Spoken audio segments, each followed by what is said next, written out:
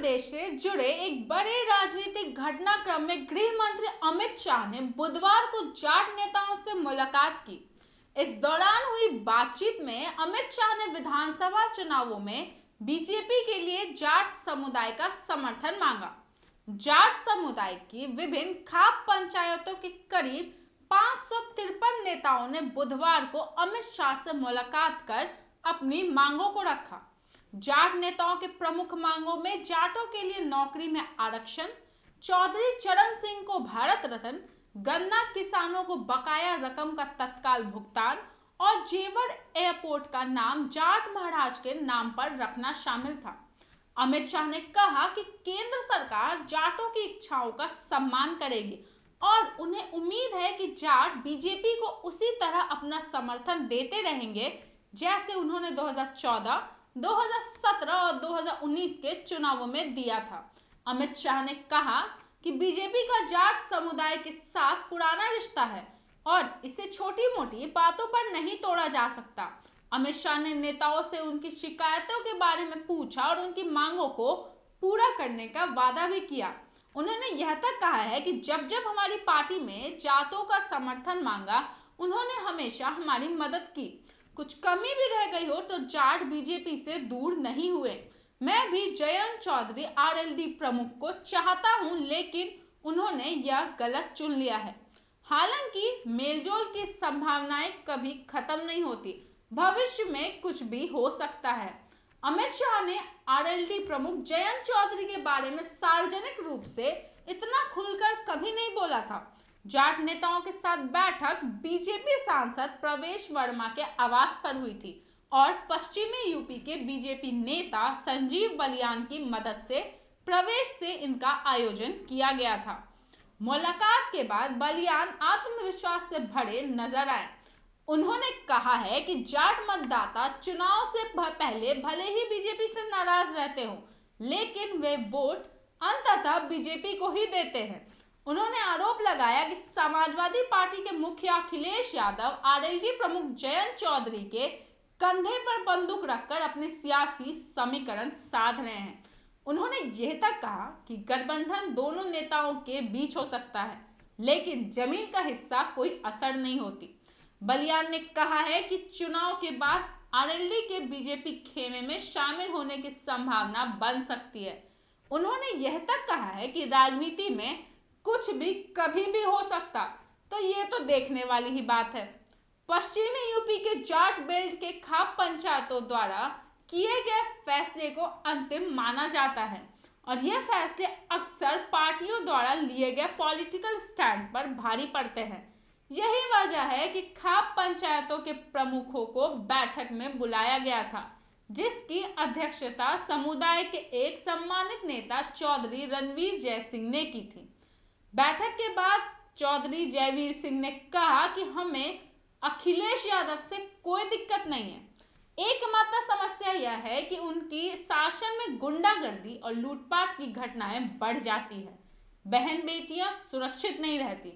इसलिए जाट पहले बीजेपी का समर्थन करते हैं। योगी के राज में हमारे घरों की महिलाएं बिना किसी दिक्कत के बाहर आती जाती थीं। तो कहीं ना कहीं यह बड़ी वजह मानी जा रही है कि यूपी में बीजेपी को समर्थन होगा।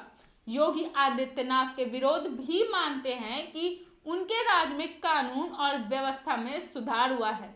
अपराधियों में पुलिस का, कानून का खौफ है और आम लोग खुद को महफूज महसूस करते हैं। अगर एक वरिष्ठ जाट नेता योगी के शासन की तारीफ करता है तो यह बीजेपी के लिए काफी मायने भी रखता है, क्योंकि पश्चिमी उत्तर प्रदेश में जाटों की आबादी 17% से ज्यादा है। जाट पश्चिमी यूपी के 21 जिलों के 97 विधानसभा सीटों पर उम्मीदवारों के भाग्य का फैसला करते हैं। मथुरा में करीब 40%, बागपत में 30% और सहारनपुर में 20% आबादी जाटों की है। चूंकि पहले चरण का मतदान पश्चिमी यूपी में ही होने जा रहा है, इसलिए सभी की निगाहें इस बात पर टिकी है कि जाट किसका समर्थन करते हैं। बैठक के बाद नोएडा से जाट नेता गजेंद्र सिंह अत्री ने कहा कि जाटों को अब बीजेपी से कोई शिकायत नहीं है। उन्होंने तो गृह मंत्री को चौधरी अमित शाह तक कह डाला। हिंदू मुस्लिम, जाट बनाम गैर जाट और जाति बिरादरी जैसे मुद्दों पर अब खास मायने नहीं रखते। जाट समुदाय के दिमाग में कानून व्यवस्था सबसे ऊपर है। अमित शाह की बैठक के बाद सबसे पहले प्रतिक्रिया देने वाले आरएलडी सुप्रीमो जयंत चौधरी शामिल थे। उन्होंने ट्वीट कर कहा था कि न्योता मुझे नहीं, उन 700 से ज्यादा किसान परिवारों को दो जिनके घर अपने उजाड़ दिए। आरएलडी नेता मुराजुद्दीन ने शाह की खाप नेताओं के साथ मुलाकात को राजनीतिक स्टंट करार दिया। उन्होंने कहा है कि बीजेपी जाटों को पहले भी धोखा देती आई है और आगे भी धोखा देगी। ओबीसी नेता ओम प्रकाश राजभर, जिनकी पश्चिमी यूपी में कोई जनाधार नहीं है, उन्होंने कहा कि इस तरह के दिखावे से कुछ नहीं होगा।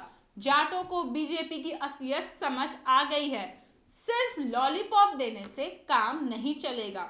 गुरुवार को अमित शाह ने जाट वोटरों को रुझाने के लिए मथुरा में घर घर जाकर प्रचार किया था।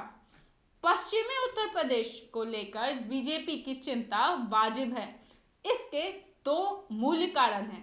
पहला, अखिलेश यादव का जयंत चौधरी के साथ गठबंधन और दूसरा, 1 साल से ज्यादा चले किसान आंदोलन का प्रभाव। पश्चिमी उत्तर प्रदेश में जाट और मुसलमानों को वोट जीत हार तय करता है। अगर किसान आंदोलन का वोटरों के दिमाग पर असर हुआ तो बीजेपी को नुकसान हो सकता है। इसकी वजह से कि आमतौर पर मुसलमानों का वोट बीजेपी को नहीं मिलता है। पिछले चुनाव में जाट बीजेपी के साथ लामबंद थे तो बीजेपी ने पश्चिमी यूपी में 21 जिलों में 97 विधानसभा सीटों में से 88 विधानसभा सीटें जीती थीं। समाजवादी पार्टी को सिर्फ 9 सीटें मिली थीं, जबकि बीएसपी 3 और कांग्रेस 2 सीटों पर ही सिमट गई थी। जाट वोटों के महत्व के कारण ही बीजेपी नेतृत्व किसी भी कीमत पर जाटों को नाराज करने का जोखिम नहीं उठा सकती है। अमित शाह ने आगे बढ़कर पहल की है, जाट नेताओं से बात की है, उनकी नाराजगी दूर की है, उन्हें जाटों और अपनी पार्टी के बीच लंबे समय से चल रहे संबंधों की याद दिलाई है और उनकी सभी मांगों को पूरा करने का वादा तक किया है।